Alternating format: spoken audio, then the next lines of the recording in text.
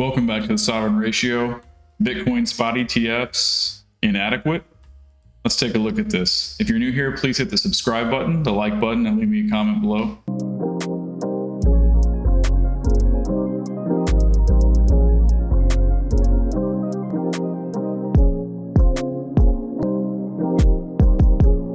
All right, so earlier, Bitcoin had a small dump to the tune of 31,000 all the way down to 29.5 in a matter of roughly 10 minutes or so, I think it was. This coincides with kind of the news that we just saw about the ETF being called inadequate by the SEC. As a result, people on Twitter are wondering, oh, is it time for the dump? Is the pump canceled? Is it over with? Are we not going to go up anymore? What's going to happen to Bitcoin? Well, you can just scroll through and see. At this point, people are just exhausted of this stuff, right? Like the SEC and the powers that be, BlackRock, everybody has been coming up with this plan to get to the point where all of the major institutions can kind of play catch up to the small percentage of retail investors that got into Bitcoin early. Here's a nice little meme of Simpsons and Gary Gensler. Quite similar, if you ask me. What I want everybody to remember is that look at the chart. Don't look at the news as much. The charts will almost always tell you what's going on. The news is great, and it's nice to get that broad view of the market and keep in touch with everything, of course. But if you look at the chart, you can always tell when bad news happened, and you can always tell when good news happened. So I'm going to deviate from this Twitter craziness about people wondering what's going to happen to just looking at the charts, which is what we should do, right? So starting from a wide view on the weekly chart, it's very easy to see that Bitcoin has performed very well in the last couple of weeks.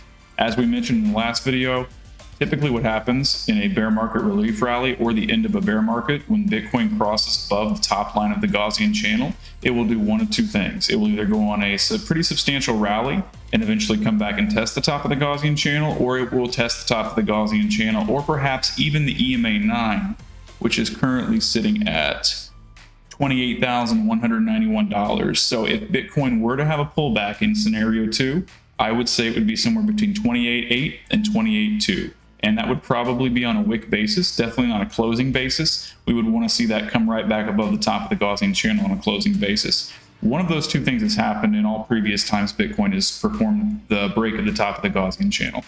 Also, just like in the last video, there are a ton of indicators that are in confluence with each other suggesting continued upside. For one, the weekly stochastic K has crossed up the D, currently in that upwards posture, along with BBWP contraction all the way down here. If BBWP were to expand and have a significant movement from this point where the BBWP line crossed above 15%, while the stochastic was poised in an upward direction, that could be a massive, massive move. You know, there's that MACD here. MACD has crossed the signal line here on the 1 week chart. In addition to that, we have very little resistance until around $35,000 to $36,000. In a previous video, I showed the FRVP where resistance started to come into play around $35,000 or $36,000. And also in a previous video, we noted this cup and handle pattern. We'll just draw it, we'll draw it again right now. It won't be exactly, but it'll be pretty close. This is a classic cup and handle pattern. A breakout of that cup and handle pattern puts us right around 47K. And that's exactly what we did last time in the last video, and I'm sticking to it now. These little news events that come out, chances are when he says it's inadequate, it's probably just needs to be edited a little bit. And someone takes that news and they blow it up and make it sound terrible. Why? Because people will get scared and sell off, and then bigger institutions or smart investors can buy more when price goes down on a little wick basis. It happens all the time. This is nothing to be worried about. We're still looking good. All the indicators are still pointing to the upside. So let's go ahead and just take a look at the daily chart to kind of confirm this 37 to 47K breakout that we've been looking at on this channel for several weeks now.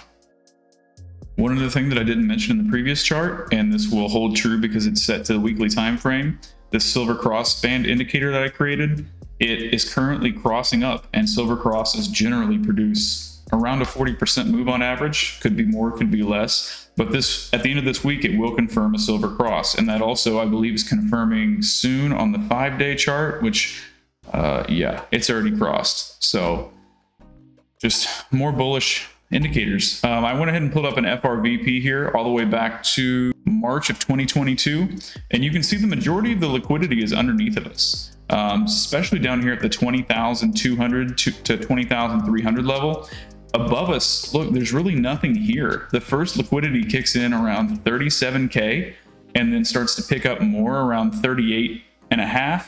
But there's just not a lot here. We have resistance potentially at 32.8 here at the 100 SMA, but nothing has really changed. This news doesn't change anything.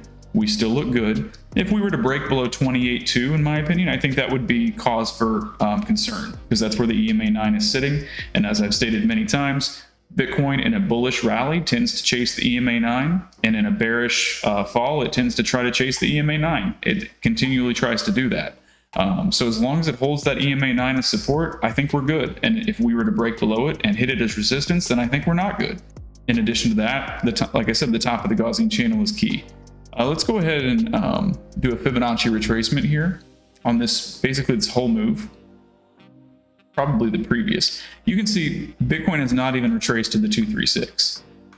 So I don't see why a wick down to 236 would be a problem, as long as it popped back up above the EMA 9 on a daily closing basis. Another signal to note that's actually fired off is the 5-day BBWP, which is now at 14.29%. It's very, very, very close to that 15%. Some people even say it's when it crosses 10% that the signal is active. But either way, it's pretty much an active signal in my book. Stochastic is pointed straight up. We've crossed up for have expansion on the BBWP. Even on the 5-day time frame, the MACD is crossing the signal. RSI has reclaimed its moving average. Everything looks good even on the 5-day. And even more importantly, we're actually going to go to the monthly chart. And I'll take off the Gaussian channel. We'll zoom in real quick. But you can see on the monthly even, we have a bullish engulfing candle. This candle that we're in right now that ends in 5 hours and 13 minutes is engulfed the previous 2 candles completely. That's extremely bullish. As if that weren't enough, on the 3-month chart, or we can call it the quarterly chart, that ends in 5 hours and 12 minutes. And as long as Bitcoin closes above the previous quarter, it still has a gigantic bottoming tail on it, and it looks good. I mean, it's just another piece of confluence. Even this quarterly chart, the stochastic, the slower moving stochastic is nearing the bottom, nearing the oversold area, and almost starting to angle a little bit like it wants to change direction, but it's too early to call that. But as you can see, money flow was very negative, and it's starting to slowly come up here. If there was a cross on this, that would be very strong as well. MACD, even on the quarterly, MACD is starting to kind of try to turn around the corner. Again, it's not really anything to get excited about on that time frame. This is a very large time frame, but on the monthly chart, let's see what it looks like. MACD, look at MACD on the monthly chart. Money flow is just getting ready to go positive. The MACD is getting ready to cross the signal line.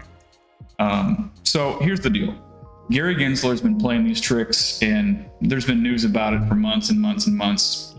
Anybody who believes in crypto is still here. If you're still here, you're in it for the long haul. You're probably just as tired as me and everyone else of hearing all this stuff every single day, the bad news. Times like this, whenever there's psychological uncertainty, the most important thing is to go back and look at history. It isn't always the same, but it typically rhymes. And what's happened again every single time is the Gaussian channel scenario that I laid out. And I am targeting 37 to 47K. And the reason for that, before we even identified the cup and handle several weeks ago on this channel, I was saying in previous cycles, whenever something passes the Gaussian channel and has a major move up, it generally comes up to the point of the first red candle where the dip happened, this large dip happened. So that candle sits at 47.4. So I just rounded down and said 47K. And then the 37K simply came from the other confluence that I had with other indicators. So, it's a huge range, 37 to 47K, but I really do think that's where it's going to end up. If it doesn't, I have no problem being wrong. But as an investor, I would invite you to look at this data yourself and make decisions based off of that. None of this is financial advice, but I do think things still look good, and I don't think this is cause for alarm. I think July is going to be good. And after July, I would probably start to be concerned about getting out, because generally after these moves happen, there's a large 30, 40, 50% correction after that as we approach the halving. In previous cycles, it's either been right before the halving or right after the halving. So kind of in this February, I'd say March, this like March to May area, that's where I would be looking to probably say, okay, I think we're getting ready to turn a major corner. It might even be time to buy altcoins then. And also just a little bonus for you all, I noticed a coin called Trias. It's one of the only coins that's been outperforming Bitcoin for the last several months. I don't know anything about the coin other than I think it looks like just another layer one smart contract project.